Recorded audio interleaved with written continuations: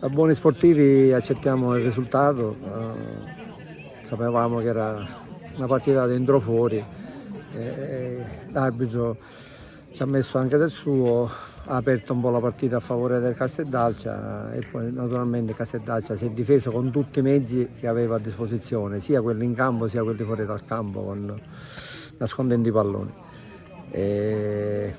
Siamo qua, accettiamo il risultato. La nostra è una società che ha una storia di 47 anni, quindi non possiamo fermarci a un risultato negativo.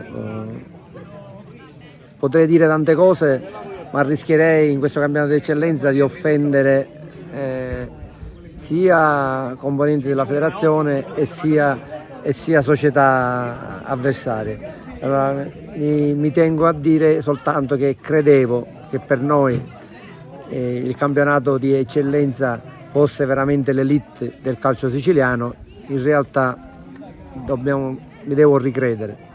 Abbiamo giocato in campi come questo, senza pubblico, abbiamo giocato in campi dove c'era Cantieri, abbiamo affrontato situazioni, abbiamo visto situazioni particolari, di risultati strani nelle ultime partite.